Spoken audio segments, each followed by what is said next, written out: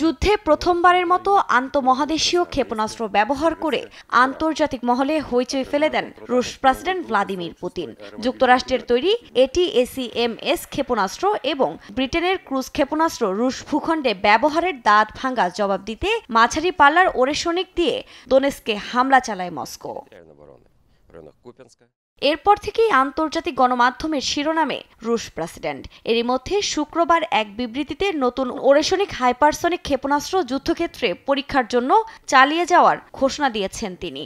এর জন্য এসব অস্ত্রের পর্যাপ্ত মজুতসহ পূর্ণ প্রস্তুতি আছে বলেও দাবি তার।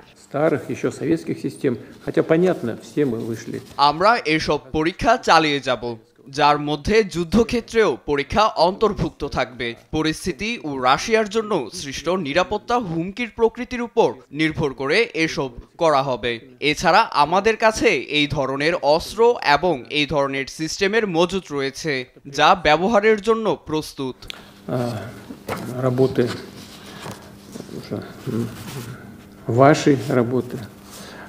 Работы, которая была проделана в российские времена в условиях новой России. ক্রেমলিন প্রধানও ক্ষেপণাস্ত্রটির প্রথম ব্যবহারের ঘটনাকে একটি সফল পরীক্ষা হিসেবে দাবি করেন। ভবিষ্যতে এটি আরও পরীক্ষা চালানো হবে বলেও উল্লেখ করেন তিনি। এদিকে রাশিয়ার তৈরি এই মাঝারি পাল্লার ক্ষেপণাস্ত্রটি নিয়ে এরই মধ্যে চলছে আলোচনা।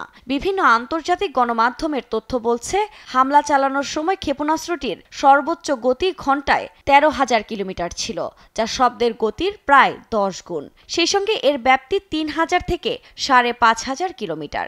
ক্ষেপণাস্ত্রটি মাত্র 15 মিনিটে লক্ষ্যবস্তুতে আঘাত হানে। রাশিয়ার কৌশলগত ক্ষেপণাস্ত্র বাহিনীর প্রধানের মতে, এই ওরেশনিক ইউরোপের যে কোনো লক্ষ্যবস্তুতে আঘাত হানতে সক্ষম। এমনকি আধুনিক কোনো বিমান প্রতিরক্ষা ব্যবস্থাও একে প্রতিহত করতে পারবে না। কর্তৃপক্ষ বলছে, ওরেশনিক মিসাইল ইউক্রেন সংঘাতের গতিশীলতা পরিবর্তন করার ক্ষমতা রাখে। এরই মধ্যে ওরেশনিকের মতো নতুন প্রজন্মের অস্ত্র ইউরোপ জুড়ে নিরাপত্তা উদ্বেগ সৃষ্টি করেছে। সামরিক বিশ্লেষকরা বলছেন, এই ক্ষেপণাস্ত্র ইউরোপের প্রায় প্রতিটি দেশকে হুমকির মধ্যে ফেলতে পারে। এই পরিস্থিতির মধ্যেই যুদ্ধ বন্ধের জন্য ট্রাম্পের সঙ্গে আলোচনায় বসার ইচ্ছা পোষণ করেছেন রুশ প্রেসিডেন্ট। তবে ইউক্রেনে রাশিয়ার দখল করা ভূখণ্ডগুলো নিয়ে বড় কোনো ছাড় দিতে চান না তিনি।